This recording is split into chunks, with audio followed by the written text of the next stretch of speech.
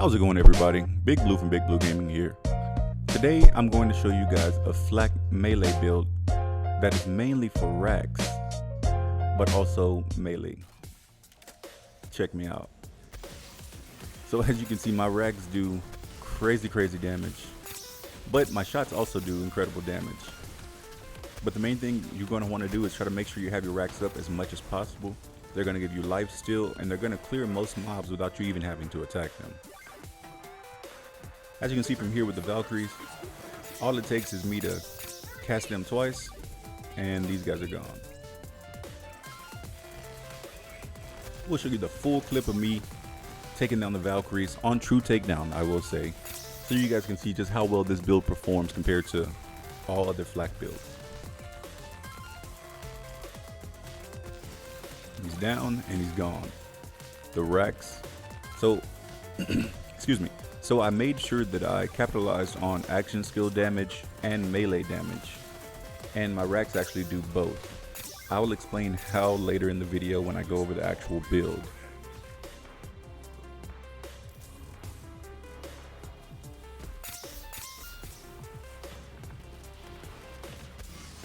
The biggest problem with this build is honestly going to be your life steal. And I know that sounds crazy, and when I go over the build later, you're gonna be like, oh, life steal's a problem? Life steal's not necessarily a problem. You do plenty of damage and you kill most things with just the call of your racks. But if you don't have any rack charges and you have to reload, you will go down. Let's be honest, it is FLAK. He is not the most tanky character, but with this build he is incredibly tanky. I have done every piece of content in the game with it yesterday to make sure that it performed well. I killed the Ravager, I did true takedown, I did true Guardian takedown, and I did it all. Granted, I did go down a couple times, but only going down 2 or 3 times on FLAK, I feel like is really good compared to going down 10 or 20. Right here, I'm not really sure what happened. Like, I had a guy get bugged here in a second, and he just ran back and forth with his shield on, and I didn't know how to fix it, but eventually he went back up.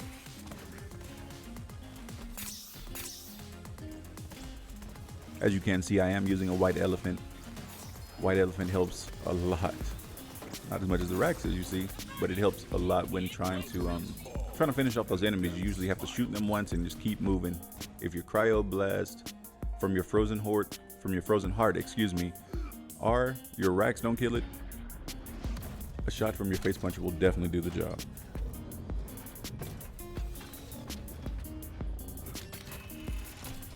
Last but not least, I do want to show you guys how this performs with Wotan. And from watching the clip earlier, you probably are like, oh, it probably won't do very well against Wotan. You would be very wrong. I've used it on most mobs. I don't even have to fire. I just cast my racks, let them do all the damage and freeze everything else around me. And my racks usually kill the frozen enemies, so it makes it a lot easier to maintain.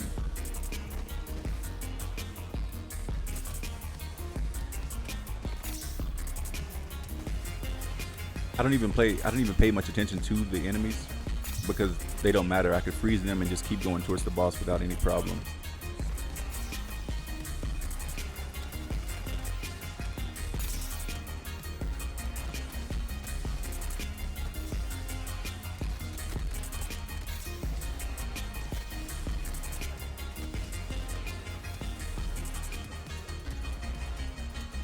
So there, I thought my racks would actually go inside of his shield, and they didn't.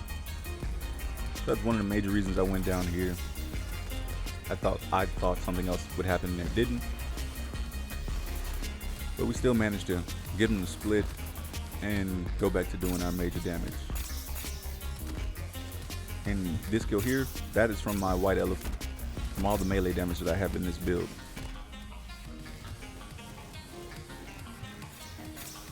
I will say, without my pet here, I would have died. I had no other way to get up. There was no other enemies around, but it worked out really well.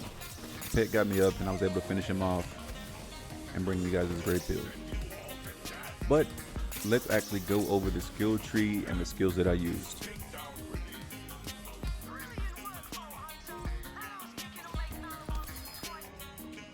Okay, let's go over the skill tree for Frozen vs FLAK.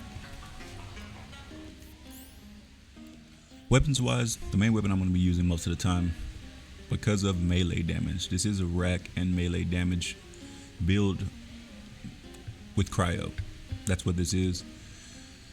I'm using a face puncher, of course. Best melee gun, only melee gun in the game. I do also have one that has that melee damage if you want to try to use that. It gives you pretty consistent damage, but it's nowhere near as good as the 390 anoint. So these back burners are in case you really can't kill somebody, which I have not run into it, but just in case you have some major damage right here. So the Frozen Heart, after they gave Nova Damage that big buff with the new DLC and all the hotfixes, the Frozen Heart is even better than it was before. It's always been great, but now I can cast my Frozen Heart and my action skill start, and I literally killed just about everything around me. If that doesn't kill it, my rags kill it, so it's really nice. The reason that I went with the Frozen Heart and the melee build that I went with, because I'm using the new class mod for FLAK Peregrine, I think that's how you say it. Because when my racks actually hit an enemy, they're gonna drop a grenade, my grenade that I have equipped. And the grenade that I have equipped is a melee grenade with a fish slap. Melee damage was scaled to Mayhem 10 also, so this gives me a big increase in damage just from this. Super nice. I'm using one with additional cryo damage. Seems to work best and it fits my build. And I'm using a knife drain white elephant. So the white elephant is going to be good for when you are using your face puncher. You have those chances to lay those grenades. But that knife drain is so amazing because even when I cast my racks and they hit somebody, they drop that grenade, which gives me life. So my racks giving me life, my shield gives me life. And if I just melee normal, pretty much almost everything that I do will give me more life. So that is really nice. Keeps my survivability incredibly high on FLAK, which I didn't think was possible until I did this build. Going over to the skill tree, you want as many points as you can get into Interplanetary Stalker, because this skill is going to really give you that damage increase. I have mine +7 because of the class mod that I'm using, giving me that 17% per stack. It's really nice. I'm using Ambush Predator just for that extra critical damage. Cooldown reduction chance from head count. Super nice skill to have, especially with how many times we're going to be casting racks. Hunter's Eye, critical damage again. Really nice. Critical damage, armor damage, and a damage reduction. All nice skills. Not that you really ever need them, but it helps out that extra damage just in case. Two Fang. When I am using a face puncher, get those extra projectiles, which means extra grenades, more damage. Using big game just for my hunter skill duration, so I can keep skills like this and like this up a lot longer. I'm using the most dangerous game for that gun damage. Gun damage is amazing. Critical damage is nice. It helps. I'm using Grim Harvest again for gun damage and action skill damage. Action skill damage is really important to making this build do as much damage as it can. As you've seen from the clips earlier of me fighting the Valkyries, I do more damage from my racks than I do from anything else in this build.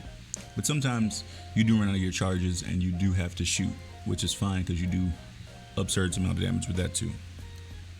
Critical hit damage with Galactic Shadow. Megavore, of course, just so I can score those critical hits even when, it's nice. Going over to the green tree, the Stalker tree. Got some more life regen right here, health regen. Furious attack just for that gun damage. Using Eager to Impress for that cooldown. Cooldown is really important to this build to keep it going as long as possible. Keep your Frozen Heart popping as much as possible. Lick the Wounds. You did see that I went down while I was fighting Wolten and my pet did get me up and we finished it. This is probably one of the most underrated skills in the game because Lick the Wounds can help you out of some sticky situations, especially on FLAK. Turn tail and run. Health regeneration while moving. You're constantly moving with this build. You literally don't stop moving, so it's super nice. Hidden Machine just for that extra damage when no one is targeting me. Most of the time they will be targeting my Spider Ant, but when they are targeting me, I do lose this bonus, but it's nice to have. Fast and Furious just for that gun damage and that pet damage.